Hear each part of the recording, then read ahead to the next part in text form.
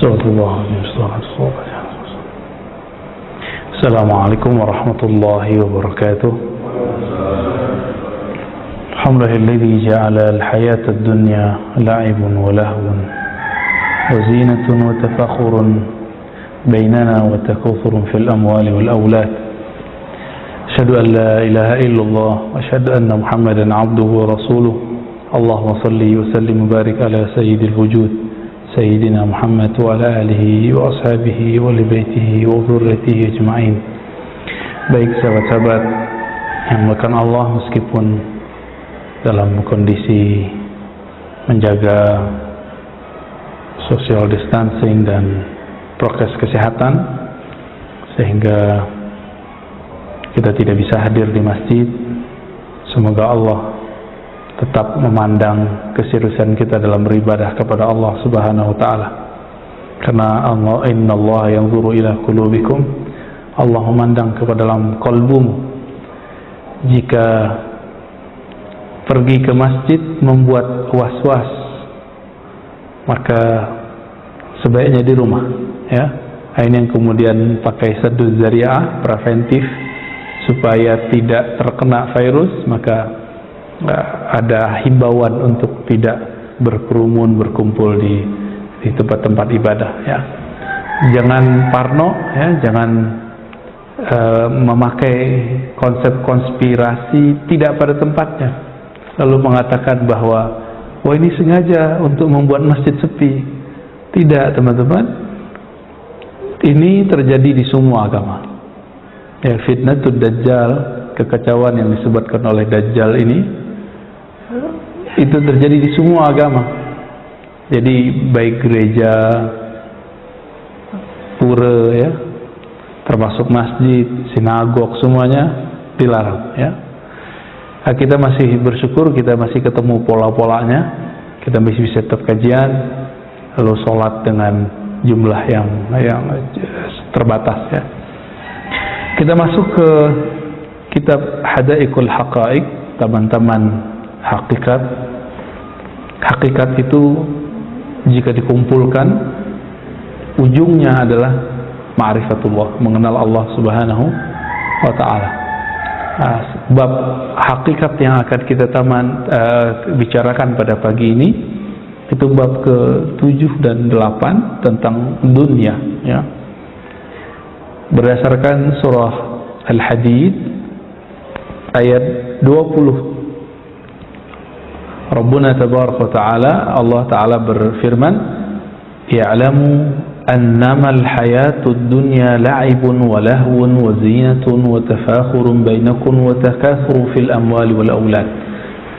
Jadi ada pemberitahuan, ya'lamu, ketahuilah oleh kalian, hanyalah dunia itu, hayat, ya, kehidupan dunia itu, dunia secara bahasa artinya dekat atau rendah.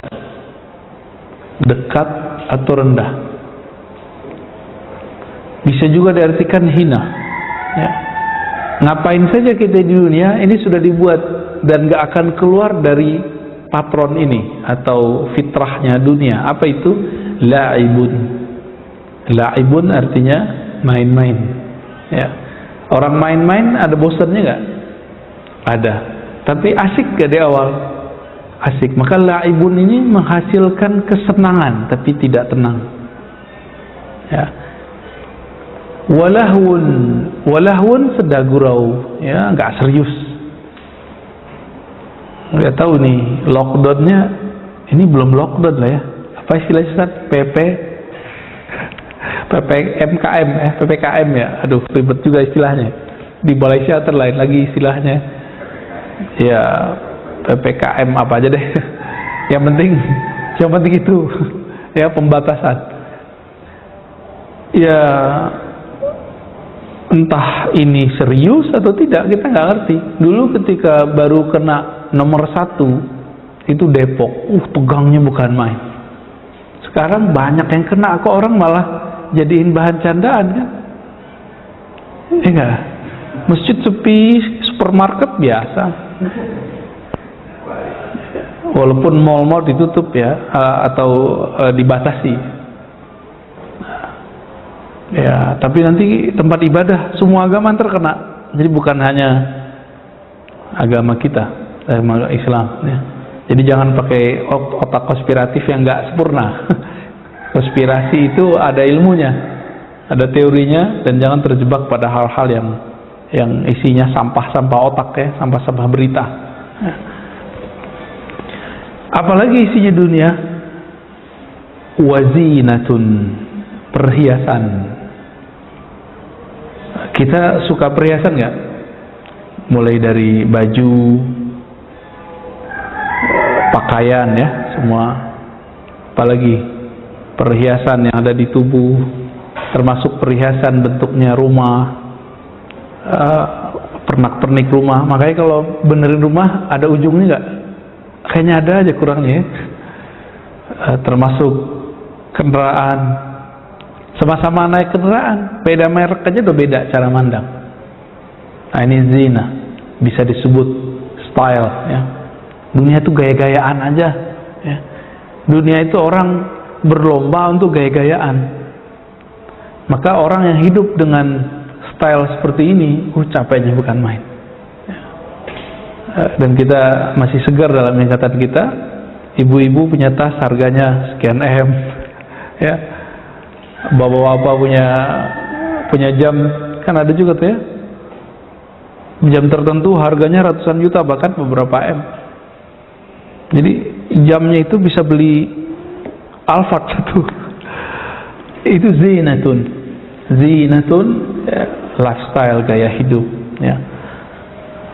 Wa tafakhurun bainakum. Nah, sebelum masuk ke zinatun itu, teman-teman, mainannya, perhiasannya anak kecil beda nggak dengan remaja? Remaja beda dengan dewasa. Dewasa beda dengan tua. Sama, orang yang hidupnya sederhana beda dengan yang sedang, beda dengan yang kaya. Nah,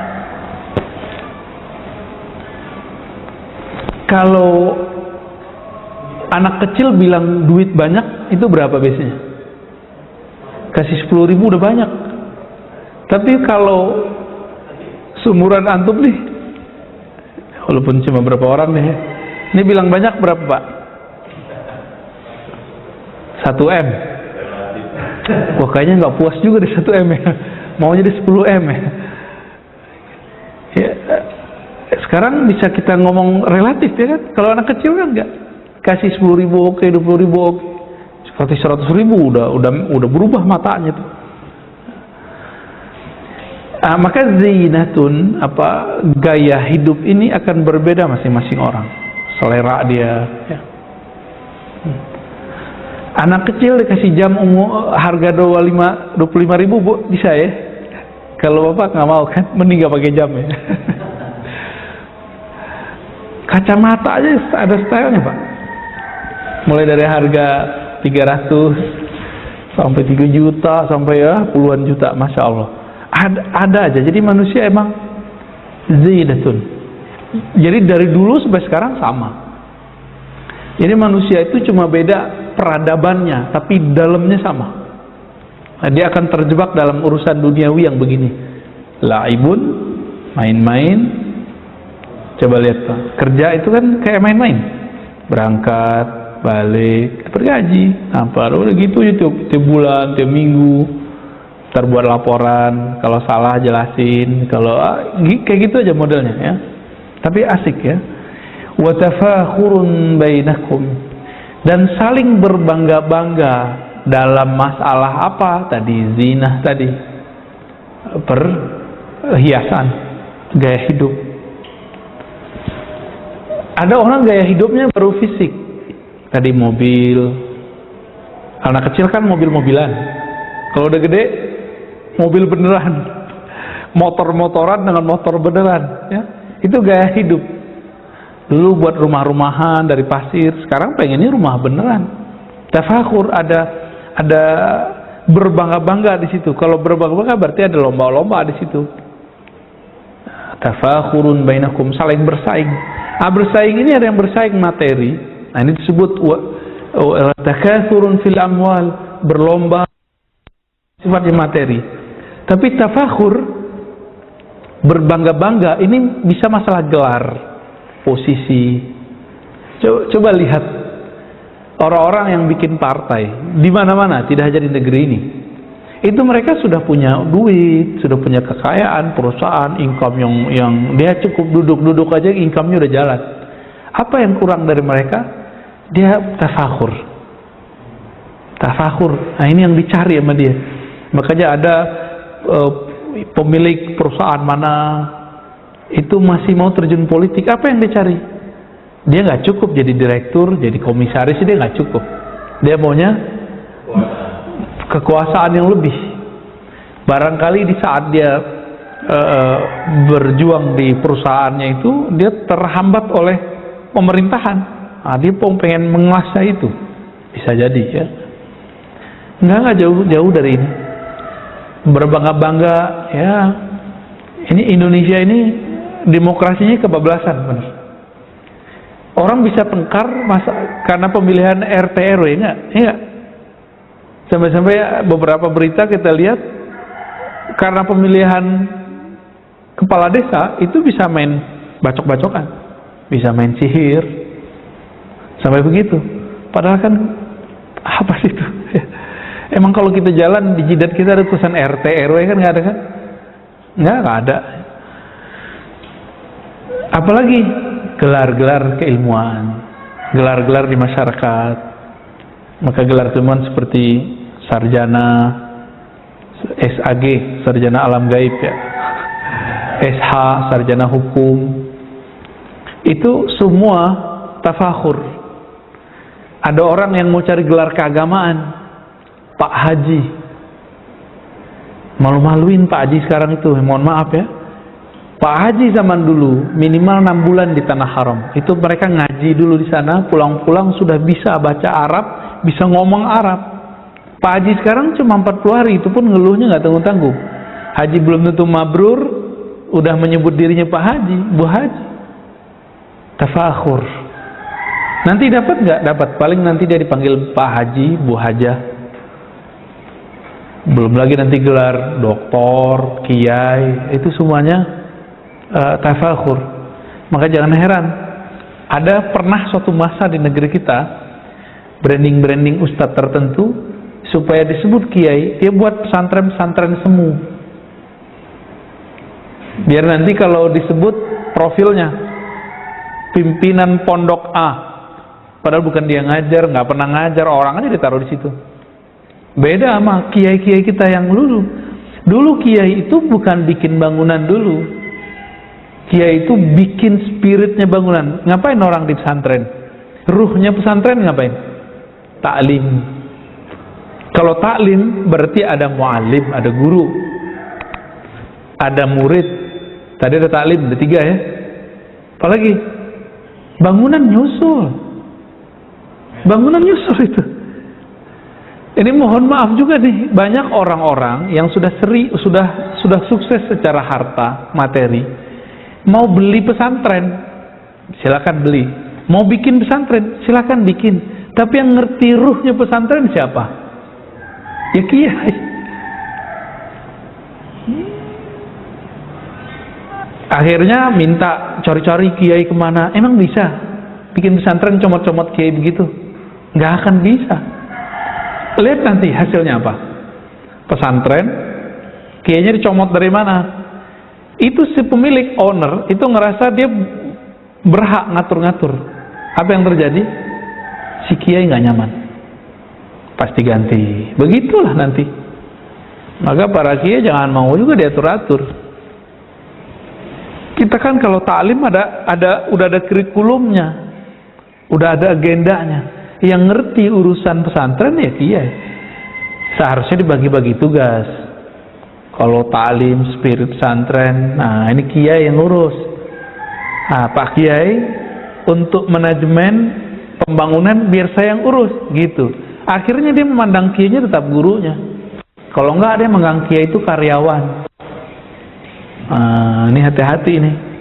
Ini su'ul adabnya orang berduit, mentang-mentang berduit bisa gaji orang. Ini hati-hati. Kiai kita dari dulu nggak pernah begitu. Ya, masyaikh kita ngajar dari 1 orang, 2 orang, 3 orang, nggak digaji dia, malah dia yang ngasih duit. Belakangan karena beliau sudah nggak sanggup, baru kemudian murid-murid inisiatif, yuk kita buat SPP yuk gitu. Itu belakangan, ya. Jadi kalau di antara kita ada yang diberi kelebihan harta, berjuanglah bersama kiai, tetap hargai dia, ya. Jadikan dia sebagai guru kita, beneran guru. Baik. Semoga banyak yang tersungging, ya. Wa takasurun fil amwal wal aulad, berbangga-bangga terhadap harta dan anak. Nah, makanya Bapak, Ibu, Saudara yang karena Allah yang sudah punya anak, mulai dari anaknya kecil bisa berdiri itu diomongin aja, ya. Ngomongin anak. Dari zaman dulu Nabi Adam sampai sekarang orang ngomongin anak. Jadi memang salah satu sifat manusiawi adalah di dunia ini itu berbangga-bangga dengan anak, apalagi anaknya kalau sekolah juara, dapat prestasi, itu ceritain tuh, ya. Baik. Ini Al-Qur'annya, teman-teman. Masih ada 1 ayat lagi, ya. Wa mal hayatud dunya, ya. Di ujung surat Al-Hadid ayat 20. Wa mal hayatud dunya illa mata'ul ghurur. Tidaklah dunia itu kehidupannya kecuali mata', kesenangan yang ghurur, yang bikin kita terpedaya. Benar ya, nggak usah jauh-jauh. Dunia itu salah satu yang kita pegang sekarang, Pak. Handphone, pasangan, anak, itu bikin kita lupa nggak? Asik, ya itu dia. Ya. Wa qala an-nabiy sallallahu alaihi wasallam. Di sini agak saya harus ingetin kalau yang pakai kitab, ya. Di kitabnya ada beberapa salah ketik ini. Nabi sallallahu alaihi wasallam bersabda, ini ada hadisnya dalam riwayat Tirmizi, "Man kana hamud dunya." Orang yang himmahnya, visinya adalah kehidupan dunia, syattatallahu alaihi amrah. Allah akan pecah urusannya. Jadi bikin dia tidak fokus. Bikin dia pikirannya kemana-mana. Coba lihat, ceknya lagi sholat. Orang yang himmahnya dunia, dia sholat itu supaya rezekinya lancar. Jadi bukan karena ingin nyembah Allah. Orang-orang ini kalau dikasih ijazah sama gurunya surat Waqiah, itu surat Waqiah itu kan kalam Allah, bukan untuk dia tadaburi, tapi niatnya cuma satu, sebagai rezekiku lancar. Dikasih wiridan sama guru, sholawat dong kamu. Dia sholawat bukan karena cinta Nabi, tapi karena dia pengen duitnya banyak. Nah, ini orang-orang yang disebut syattatallahu amrah. Maka orang ini kalau zikir nggak pernah fokus, sholawat nggak pernah cinta, nggak pernah rindu.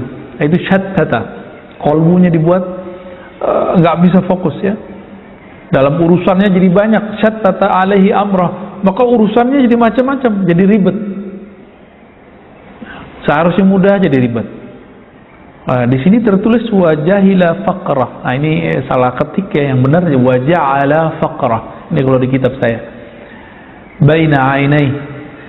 Dan Allah kemudian menanamkan satu sifat mental yang tidak, akibat dia tadi tidak bagus himmahnya. Mental apa? Mental kefakiran di sininya. Baina ainai, di bagian otak depannya itu yang kita sebut korteks lebih kurang, ya. Itu di bagian sini itu angan-angannya jadi kayak mental miskin. Orang mental miskin gimana? Orang mental miskin gimana? Mau dia kaya, pengen dapat lebih. Maka mental miskin ini dikasih berapa aja nggak puas-puas. Ini yang kita sebut tamak. Ditamak. Maka saya sering nanya, di bulan puasa kita pernah buat kajian Mukhtasar Ihya, dan saya nanya, mungkin masih ingat, yang koruptor itu, korupsi itu orang kaya apa orang miskin? Orang kaya, ya, bener. Orang miskin apa yang mau dikorupsi? Jabatan gak punya.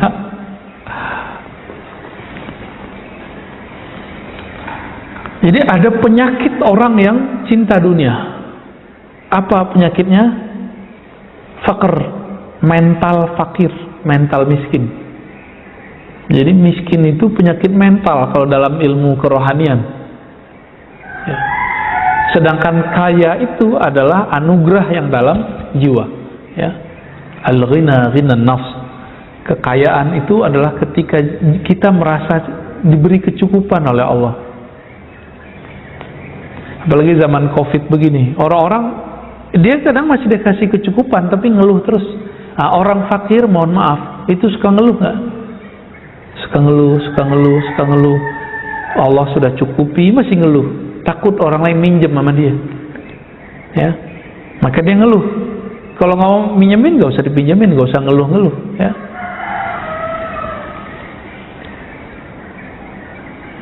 Walam ya'tihi minha illa ma kutiba lahu, illa ma kataba lahu. Dan Allah tidak berikan dia dunia kecuali yang sudah ditetapkan bagi dia. Berarti sebatas dia usaha, segitulah dia dikasih. Wa man kana hammuhu al-akhirah jama'a Allahu syamlahu wa ja'ala ghinahu fi qalbihi wa atathu dunya raghimah. Ya.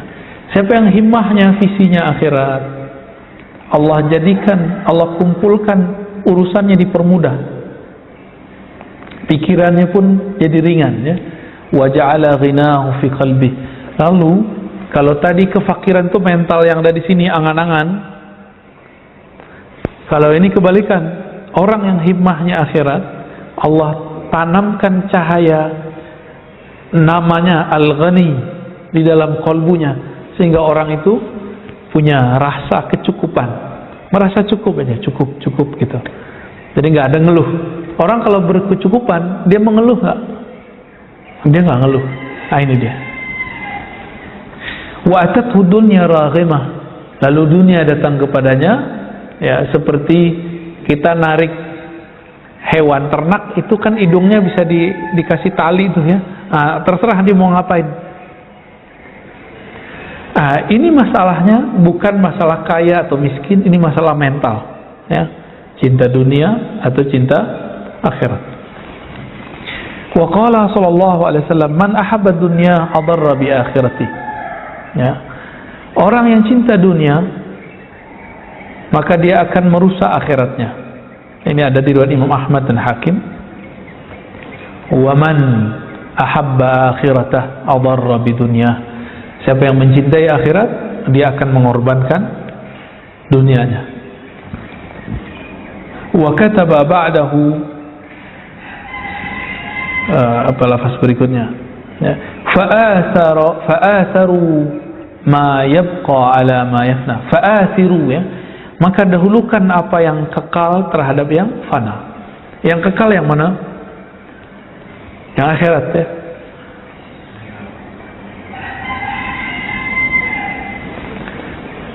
Sahabat-sahabat yang melakukan Allah, apa yang kekal itu? Pertama, mengenal Allah. Yang kedua, ritual menyembah Allah. Itu kekal. Pertama, mengenal Allah. Maka pertanyaan masuk kubur pertama kali apa? Masih ingat? Man rabbuk? Siapa Rabbmu? Artinya orang ketika bangun nanti di alam kubur, Bapak nih, kita kalau bangun di alam kubur nanti, itu seakan-akan kita bangun tidur, nggak nyadar kalau sudah mati. Kapan sadarnya? Kalau ada mungkar nakir nanya. Kalau mungkar nakir nanya baru. Kalau di hadis Imam Nasai itu disebutkan, jika orangnya soleh, yang bertanya ini wajahnya bagus. Kalau yang nggak soleh, wajahnya kayak pocong gitu, Pak. Jadi apa yang paling menakutkan dalam diri kita ntar datangnya seperti itu. Baik.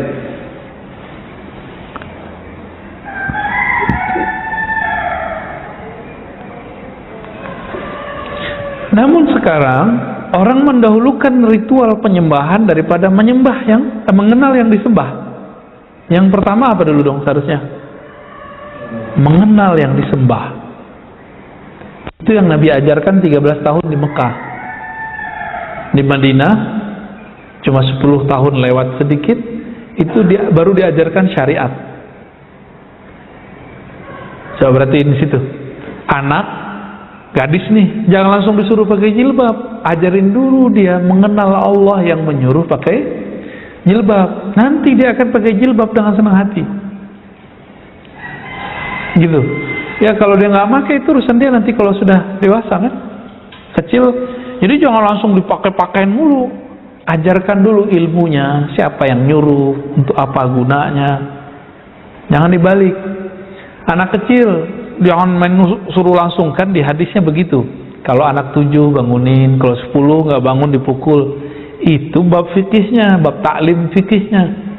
Tapi di bagian lain kan ada agar mengajarkan anak-anak ma'rifatullah. Ngajarin anak ma'rifatullah jangan yang tinggi-tinggi dulu, yang sederhana-sederhana ya. Baik. Ini tentang dunia. Ya. Lalu ada sebuah hadis ya, riwayat Imam Tirmizi juga, "Lau kanatid dunya tazinu 'inda Allahi junah ba'udha ma saqa kafiran minha qatrata ma wallahi ma dunya fil akhirah illa kama yaj'al ahadukum isba'ahu fil yammi falyanzur bima yarja." Di dunia itu kalau ditimbang di sisi Allah seperti ringannya seperti sayapnya nyamuk, sehingga tidak bisa diberikan untuk orang kafir, apalagi mukmin. Wallahi, Nabi kemudian bersumpah, mad dunya fil akhirah, dunia sama akhirat itu. Jadi teman-teman, silakan serius membangun kebahagiaan di masa tua. Tapi ingat, kita ada masa nanti yang nggak pernah tua. Ini yang harus dipikirin. Yang nggak ada tuanya di situ. Orang di neraka umur 30-an, orang di surga umur 30-an. Dan itu abadi terus. Nah, ini yang dikatakan di hadis tadi. Dunia itu sama akhirat, kalau mau diukur nikmatnya, coba tangan kita celupin ke laut, tetesan yang nempel itu itulah dunia. Kebayang akhirat nikmatnya gimana? Nggak ada ujungnya, nggak ada ujungnya di akhirat itu. Itu sebabnya kita pasti merasa heran. Kok ada majelis zikir yang rame sebelum pandemi ya? Rame, orang datang dari mana-mana. Ternyata Nabi menyebutnya Raudhatul Jannah, ya, Riyadul Jannah, taman-taman surga. Jika engkau melewati taman surga, maka petiklah, maka iciplah di situ. Ada perintah begitu dari Nabi Sallallahu Alaihi Wasallam. Berarti di dunia ini ada taman-taman surga. Maksudnya apa? Sayyidina Ibrahim dalam hadis yang sahih itu ngirim salam untuk umat Nabi Muhammad Sallallahu Alaihi Wasallam, lalu mengatakan, "Hai umat Muhammad, ketahuilah bahwa surga itu tanahnya subur, tetapi belum ada pepohonannya." Nyambung dengan hadis Imam Tirmizi tadi. Taman surga itu apa wahai Rasulullah? Qala hilaquz zikr, halaqah zikir. Jadi jika ada orang berzikir di dunia, itu langsung dia nanam, Pak. Antum nih baca subhanallah, langsung ada pohon di sana. Subhanallah bihamdihi, subhanallah, langsung ada pohon tuh. Dan gedenya bukan main. Kalau kita zikir 100, teman kita 101, ya banyakkan dia. Kita 100, dia 1000, banyakkan dia. Maka mau buat kapling surga, kaplingnya dengan zikrullah. Ya. Dalam hadis itu dikatakan, Nabi Ibrahim berpesan, taman-taman surga itu diciptakan Allah dari tasbih, subhanallah, takbir, ya, tahmid, tahlil, subhanallah, alhamdulillah, wa la ilaha illallah, wallahu akbar. Cuma kita nggak lihat ya, belum lihat ya, karena belum lihat jadi nggak yakin, karena penglihatannya pakai ini. Kita ini kenapa disebutkan sama dengan binatang ternak oleh Allah Ta'ala? Karena pandangannya cuma pakai mata ini. Kalau pandangannya begini ya kalah sama kelelawar. Kelelawar jorok jauh juga bisa lihat. Bener gak? Kelelawar dari jarak jauh udah bisa baca. Kalau cuma pakai mata ini, kita baca subhanallah nggak lihat hasilnya, makanya nggak percaya. Itulah sebabnya kenapa orang mau macet-macet ria nih sebelum pandemi, masa pandemi sama, mulai dari jam 7 sampai jam 9 itu macet di jalan, nggak takut kena COVID. Macet-macet di MRT, di bus, orang nggak takut. Tapi untuk duduk sejenak baca la ilaha illallah, atau ketika dia antri itu dia baca subhanallah, itu kayaknya sulit nyarinya. Hari ini manusia lebih senang yang bisa terhibur telinga, maka pada pakai headset, dengerin musik terus. Ya kita nggak melarang orang dengerin hiburan. Tapi kalau seorang mukmin, hiburan basicnya apa? Menyebut nama Allah Subhanahu wa taala. Ya. Jadi kalau antum hitung nih, kita sebenarnya cinta dunia apa akhirat sih? Cinta dunia, kerja mulai dari jam 8, pulang jam 4. Benar? Itu untuk apa? Biar bisa bikin rumah, bisa beli mobil, anak-anak bisa sekolah, bisa makan enak. Dunia nggak tuh? Itu penting. Oke, sekarang minimal ada backup lah untuk akhirat. Pagi sebelum berangkat zikir nggak? Pulang zikir lagi nggak? Zikir di luar sholat wajib loh ya. Sholat wajib itu terlalu standar lah untuk seorang yang soleh. Itu aja ya. Setelah ini riwayat-riwayatnya kurang sahih. Ada satu yang bisa dipakai. Hubbud dunya ra'su kulli khati'ah. Cinta dunia adalah awal pokok dari semua kesalahan. Gitu. Kenapa ada orang di dunia ini ria? Ria itu pengen dipuji nggak? Pengen dipuji itu duniawi nggak? Duniawi juga. Rusak nggak amalnya? Allah sebut fawailul lil musallin, celaka bagi orang yang salat. Ya. Baik, bab tsamin, bab yang ke-8, fil amal, mengenai angan-angan. Ini pendek kok, jadi kita baca dikit aja. Kata beliau, Imam Syamsuddin Ar-Razi, "I'lam anna al-amala huwa ar-raja." Dalam bahasa Arab ini unik, ada amal pakai ain, ada amal pakai hamzah. Apa bedanya? Kalau amal itu aktivitas real. Kalau amal pakai a itu angan-angan doang. Jadi kerja itu angan-angannya doang. Bukan otaknya yang bekerja, bukan angan-angan.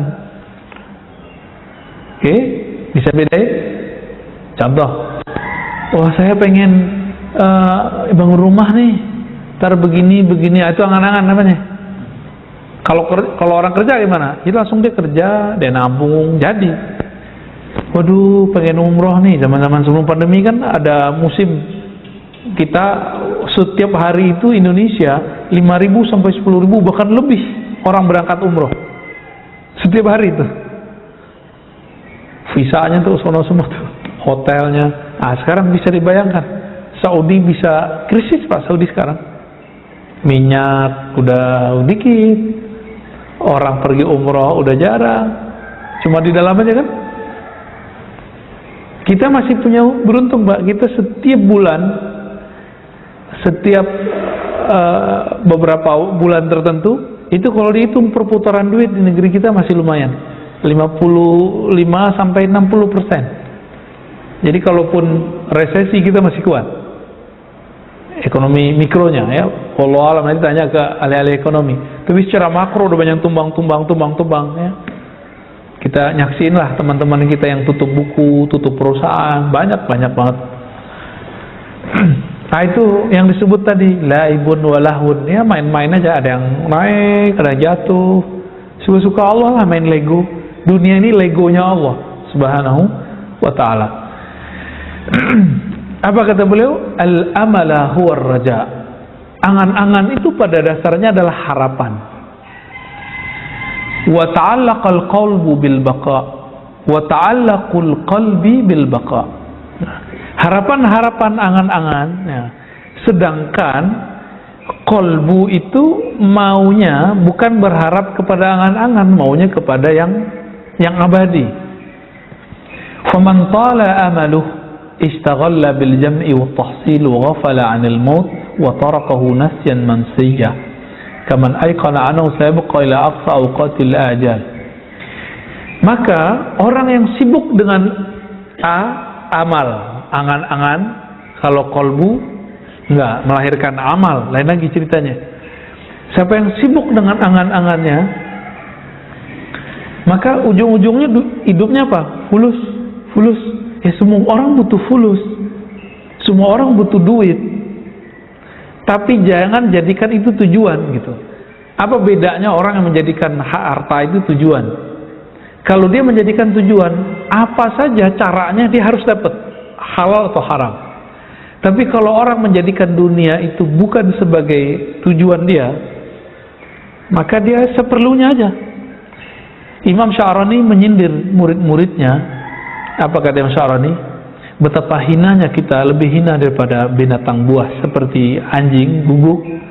Anjing itu kalau udah kenyang, dia tinggalin makanannya, Pak. Dia nggak pernah bawa pulang ke kandangnya terus mengatakan, ini untuk esok, saya tabung dulu nggak ada. Itu Imam Sya'rani ngomong di kitab Al-Bahrul Mawrud Al-Minal Al-Kubra. Ya.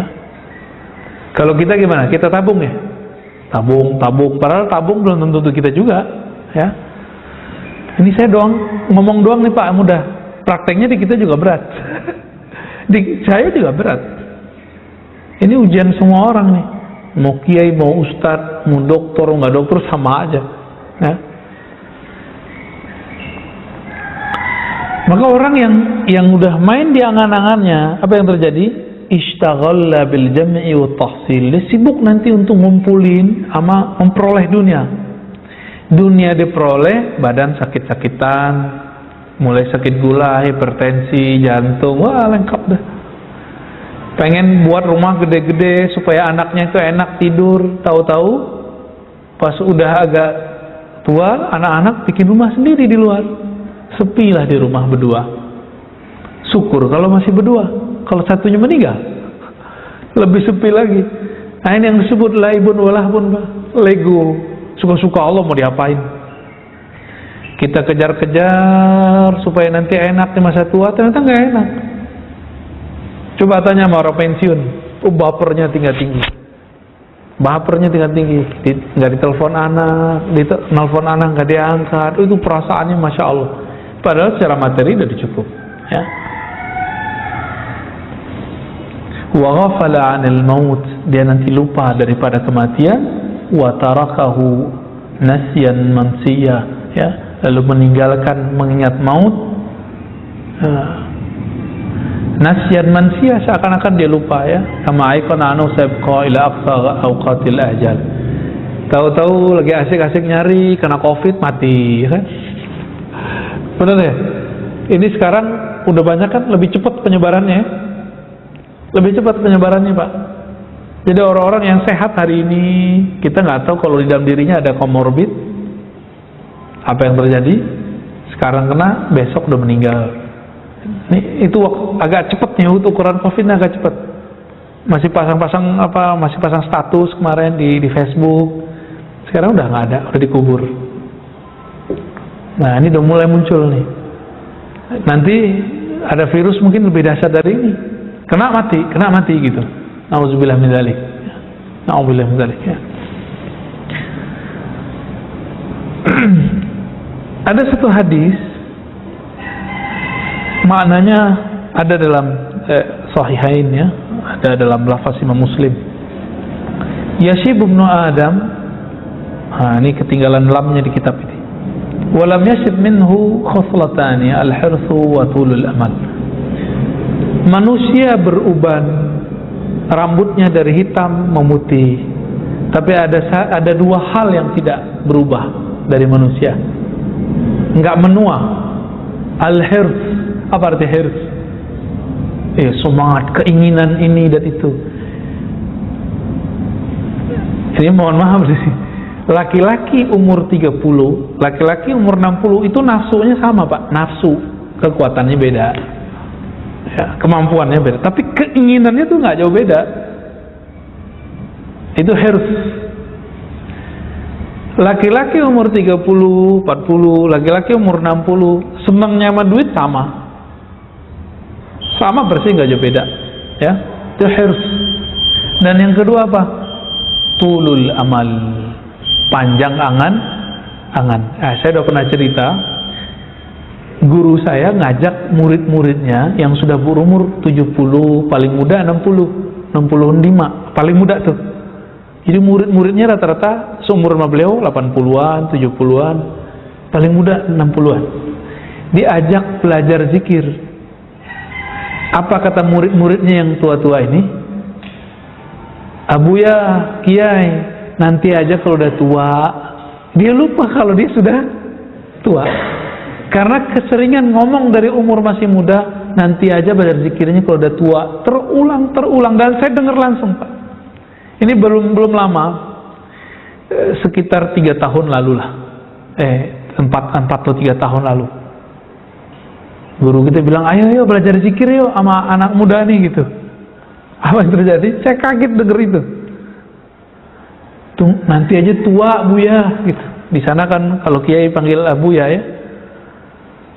Beliau agak marah, agak kesel gitu. Apalagi nih kalian udah tua semua umur 60, 70. Kita juga kaget. Udah keriput, udah giginya udah jatuh semua lah. Temennya udah separuh mati, Pak. Itu majelis saya masih ingat, masa saya masih remaja dulu, itu majelis rame.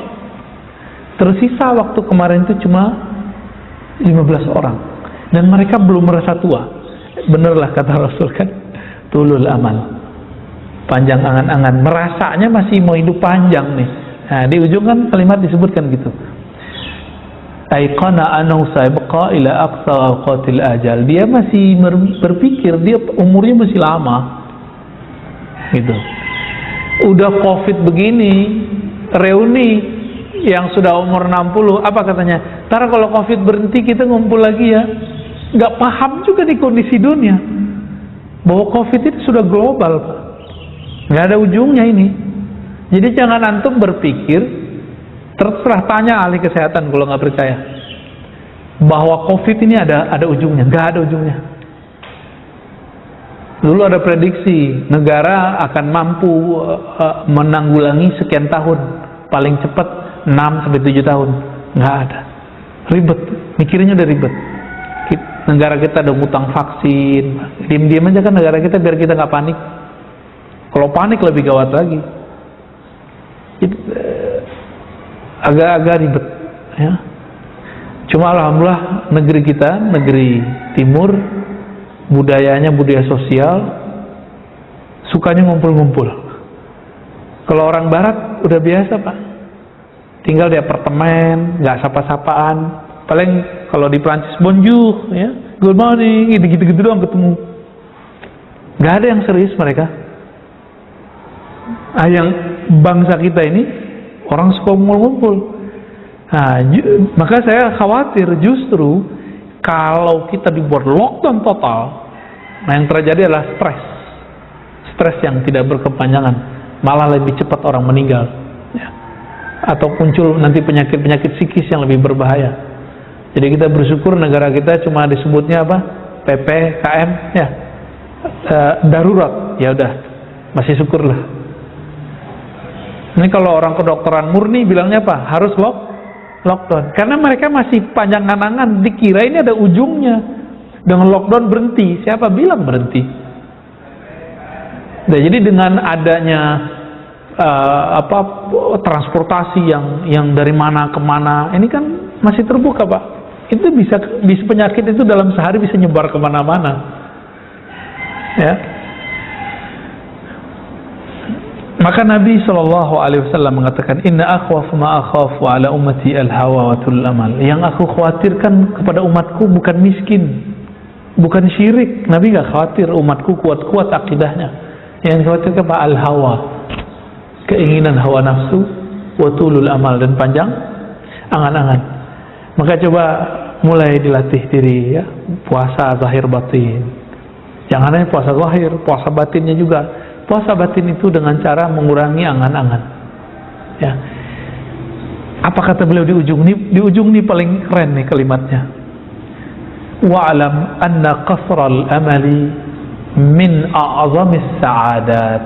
Pengen bahagia nggak? Pasti kita pengen bahagia. cara bahagia cuma satu, pangkas angan-angan. Jadi a'zamus sa'adat, orang yang paling bahagia di muka bumi, orang yang dirinya paling tidak terikat dengan bumi. Orang yang paling bahagia di dunia, orang yang kolbunya tidak nyantol ke dunia, sehingga dia bisa memangkas angan-angannya. Gitu. Kita ngebanyol lah. Saya kan, teman-teman saya sekarang lagi naik-naik umur-umur sebelum 40 ini, itu masa-masa lagi nanjak semua karir. Beberapa kawan saya ngomong gini, aku kalau nggak punya utang, itu kayaknya hidup nggak ada tantangan, nggak ada bergairah bekerja. Ngutang aja gitu. Jadi utang itu dijadikan sebagai cara supaya rajin nyari. Tapi coba rasa-rasain Pak, enakan hidup nggak ada utang atau nggak ada utang? Ada utangnya atau nggak ada utang? Enakan hidup yang mana? Hidup yang kredit atau yang cash? Secara kolbu nih kita nanyanya, bukan secara semangat nyari. Pasti kita pilih yang tidak berutang. Cuma teman-teman kita pengusaha buat kaidah hadis pengusaha, hadis at-tajir, apa kalamnya, inna dain minad din. Berutang itu bagian dari agama katanya. Berutang bagian dari iman. Jadi mereka itu agamanya agama mencari hidup itu dengan cara berhutang dulu. Itu konsep hidupnya, ya. Ya terserahlah, silakan dilalui hidup begitu. Tapi Nabi SAW, kita lihat baginda Nabi SAW menghindari hutang. Beliau daripada menghutang lebih baik menggadaikan salah satu baju zirah, baju tahan bacok itu ya, yang pelindung ketika perang. Dan beliau memilih menggadaikan. Ini saya nggak nyuruh antum menggadaiin ya. Kalau antum kan udah ngutang, gadain lagi. Jangan, nggak ada dua-duanya, jangan. Tapi kalau terjepit, Nabi menggadaikan. Kepada siapa Nabi menggadaikan? Kepada orang Yahudi. Ini bukti bahwa boleh interaksi dengan orang-orang Yahudi dalam urusan duniawi. Ya. Nah, itu Nabi SAW. Ternyata Nabi berdoa, ya Allah lindungi aku daripada ghalabatud dain, belenggu hutang, dan qahrul rijal. Ya, qahrul rijal ini tekanan orang yang menekan, ya mungkin debt collector dan sejenisnya itu. Jadi Nabi sudah melakukan itu. Maka teman-teman coba wiridkan itu jadi doa. Gak usah pakai bahasa Arab, pakai Indonesia boleh. Tapi kalau Arabnya Allah mina'udzubika min ghalabatid dain wa qahrir rijal. Minimal sekali sehari aja.